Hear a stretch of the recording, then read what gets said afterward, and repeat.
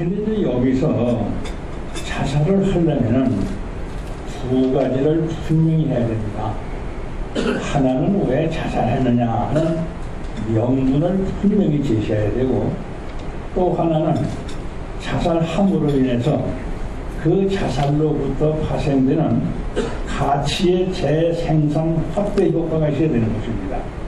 이게 무슨 소리냐 하면은, 비록 천황은 아니지만은 여러분들 1905년에 을사보호조약이 체결됐을 적에 바로 인영환공은 임금님에게, 고종황제에게 이걸 철폐할 것을 강력히 요구했습니다.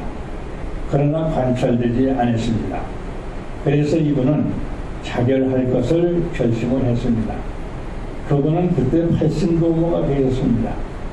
그래서 이분은 2천만 동포에게 보한다는 메시지를 남겼습니다. 그 메시지 내용이 뭐냐면, 국치민영, 나라는 아주 망신을 당해야 됐고 백성들은 말할 수 없는 곤욕을 치르게 되었다. 그래서 살려고 하는 사람은 죽고 죽기를 기약한 사람은 살게 된다. 나는 오늘 여기서 자결한다.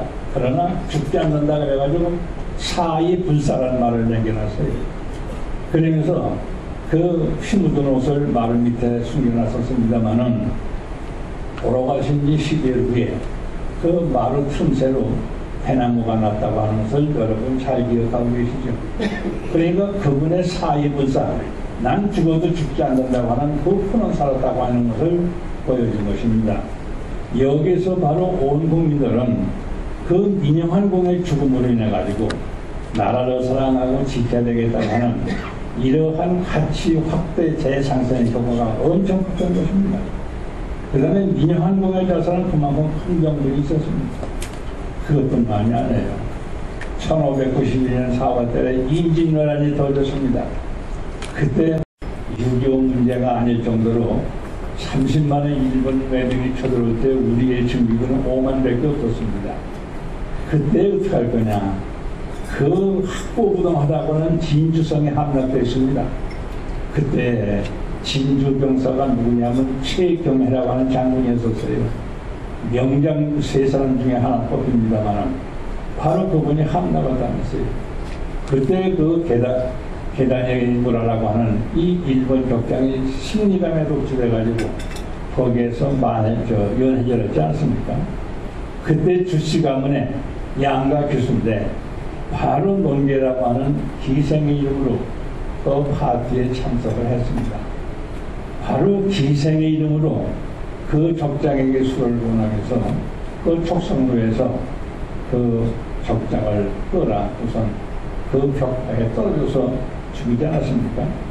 이건 뭐냐면, 기생이라고 하는 천하신 분도 나라를 위해서는 이렇게 자신을 던진다고 하는, 여기에서 일반 양반과 시민들이 양심의 가치를 느낄 수 있었던 것입니다.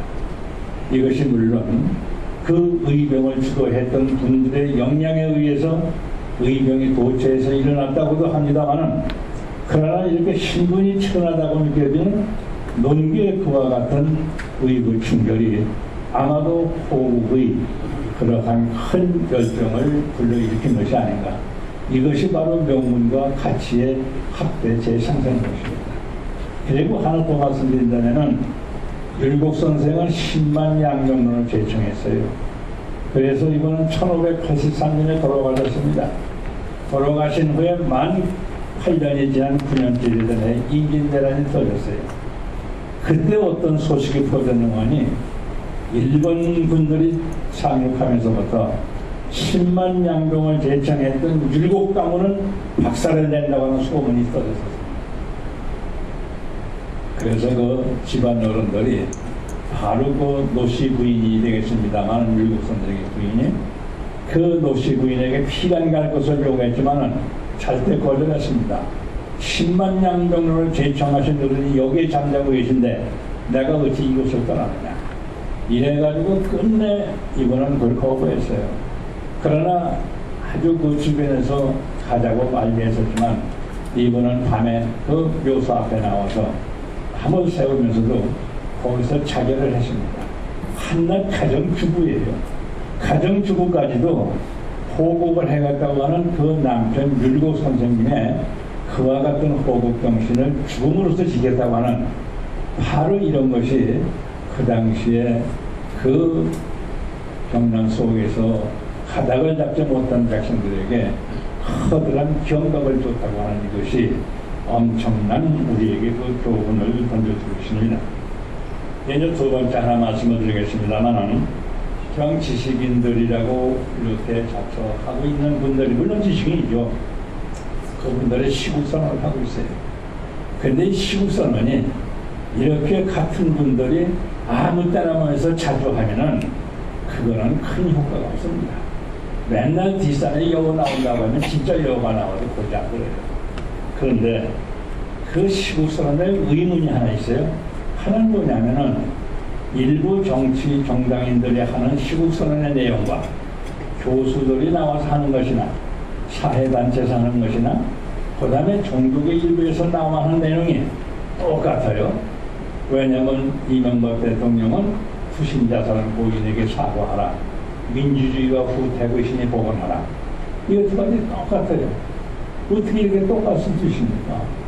정치인들은 인기몰이하기 위해서 그렇다고 하지만은 교수하면은 한 단 높이 철학적이요, 논리적이요, 그 다음에 학문적인 무슨 내용이 가미돼가지고 시국선언을 해줘야 설득력 있는 것이지, 정치인이 한 것을 그대로 앵무새처럼 따르면 이것이 무슨 교수의 시국선언인가.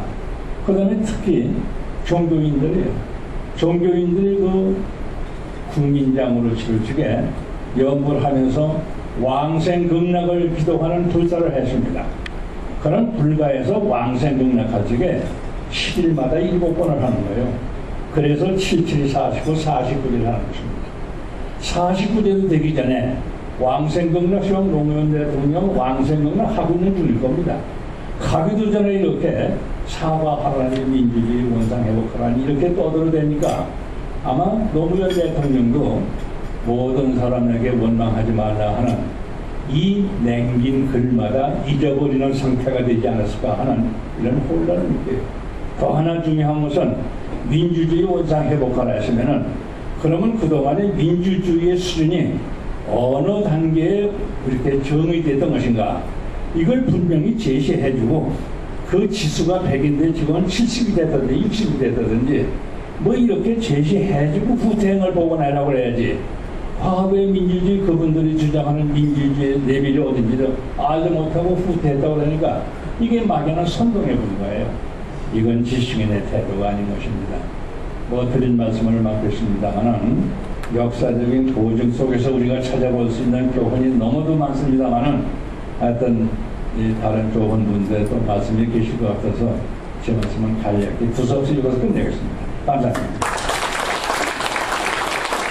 네, 김혜욱 박사님, 김혜욱 교수님 말씀을 오랜 시간 동안 듣고 싶은데 다음 기회에 또 마련할 수 있다고 생각이 됩니다. 감사합니다. 그러면